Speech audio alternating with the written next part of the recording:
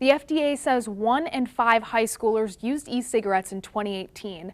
That's 1.5 million more students than the year before. And here's why health officials say that's so troubling.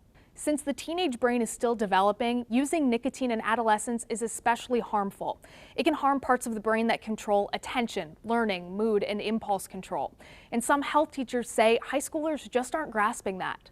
If you think an imposter is pulling you over, make sure to only park in a public area.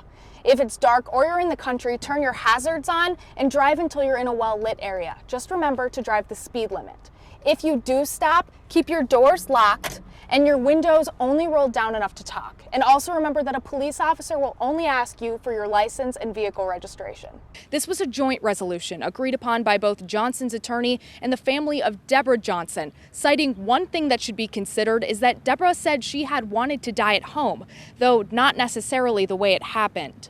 Right now, the Redwood River is 10 feet high, a couple feet higher than just 24 hours ago, making the search for 16-year-old Thunder even more challenging. I'm here on the corner of Riverfront and Warren, where road conditions are slick. Let's just say that. The snow is blowing, which could continue throughout the day. Hey, get this though. In the month of February, 9 squad cars, State Patrol squad cars, have been hit by drivers, and it's only the 12th day of the month. The city of Mankato is currently looking into other sites where local organic material could be composted. But until they find a solution, those businesses that were once using this compost site will have to throw their organics in the landfill. Once the survey is done, the county will decide what course of action to take and how it will be paid for. Most likely, the county will subsidize a private service provider, and that money could come from state grants or taxpayer dollars. The southeast corner of MSU's campus is nothing more than parking spots. But in less than a year, a new structure built right here could completely change the game for indoor athletics on campus and in the community. Whether we like it or not, online shopping has become a staple of the holiday season. Black Friday online sales surpassed $6 billion, and today's Cyber Monday is forecast to be the biggest shopping day in U.S. history. I get home roughly about 3:30 after work, and then I usually have the first photo out by 5:30. Sean Weigel's night shift isn't a typical one. Ooh, there's nice clouds behind there too. At 2 in the morning, you'll find him in a Mankato parking lot, standing in a rain-filled pothole. Mankato's known for its weird art that kind of goes big, and people really love just art in Mankato in general. Weigel didn't intend to create a collection, what he now calls the Mankato Summer Pothole Series. I just meant to be as a joke because there's a few Facebook pages making fun of the Burger King lot, and I'm like, I'll just get a few chuckles out of this photograph.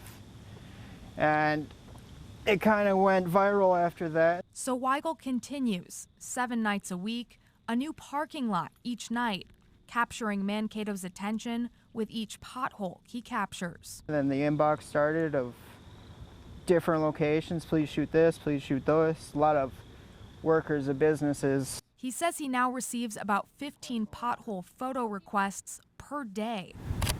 Weigel says reactions have been mostly positive, with a little bit of skepticism. The hospital parking lot one, I got a lot of weird stares playing with Barbies in that parking lot.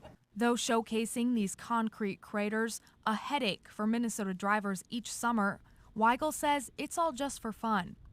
To me, it's just challenging myself outside the box, and if a business wants to fix their parking lot before I get there, that's great for Mankato. And he says there's more to come. There is a series coming out last day of July.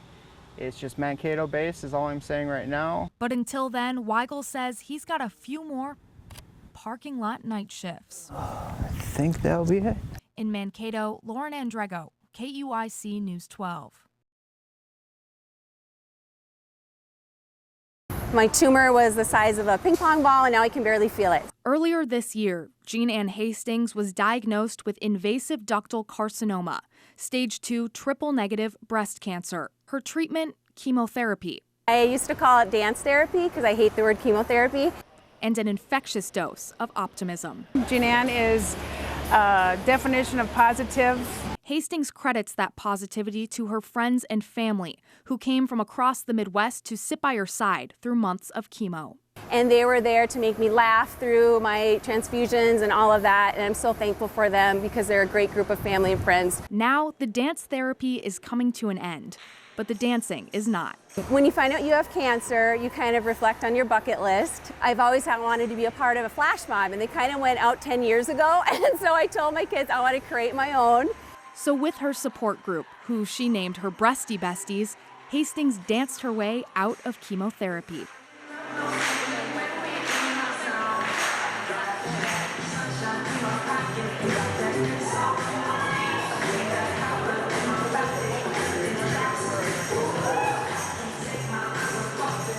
This whole experience kind of taught us to be kind and to be good to people and to just appreciate every day, and that every day is a gift.